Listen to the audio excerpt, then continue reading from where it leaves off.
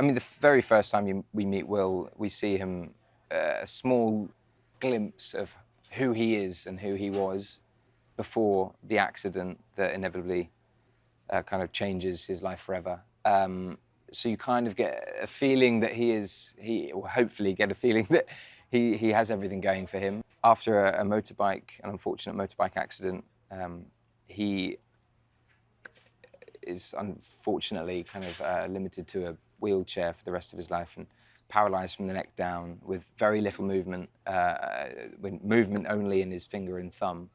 Understandably, he's in a very, very dark place. And so when Will first is introduced to Lou, you kind of imagine that he's had the best care, the best medical advice, the best help possible.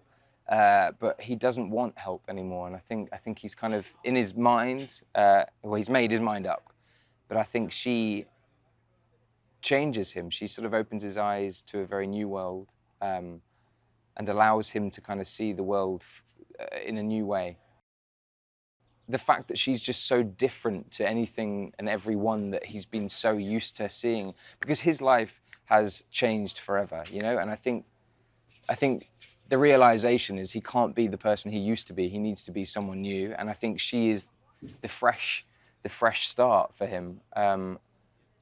And the two of them together, she's the first person who speaks her mind. I think so many people are afraid to kind of talk openly and talk honestly to someone who's disabled purely because they kind of see the disability as opposed to what they do have going for them. But she's not afraid, and she's willing and wanting to kind of be his sparring partner.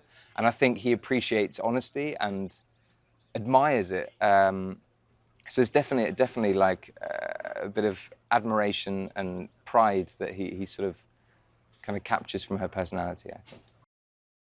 Amelia and I have kind of nearly worked together a few times.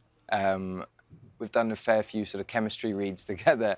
It's never sort of worked out for whatever reason. But no, this sort of seems to be like the perfect timing, really, and the perfect project. And she is quite literally, I suppose, the perfect co-star, really. That she's very hardworking.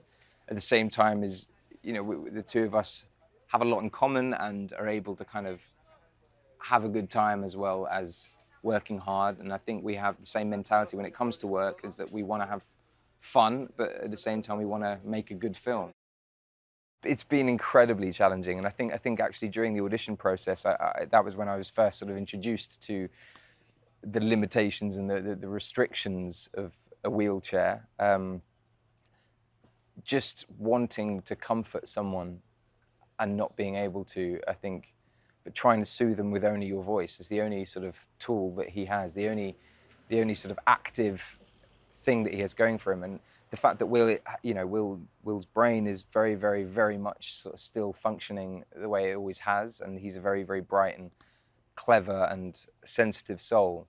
That was something that I personally am familiar with. I'm very sensitive, but I think I had to kind of really become in tune with his brain power and his sort of intelligence, and really, I think the sort of physical challenges of sitting still for however many hours of a day was a lot more challenging than I once thought it would be.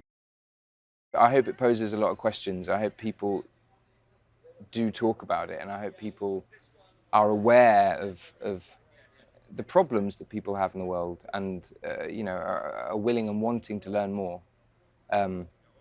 Because I can safely say that it's quite inspiring. There are so many inspiring stories, but there's so many heartbreaking stories, and I think this one, to me, is kind of got the best of both, really.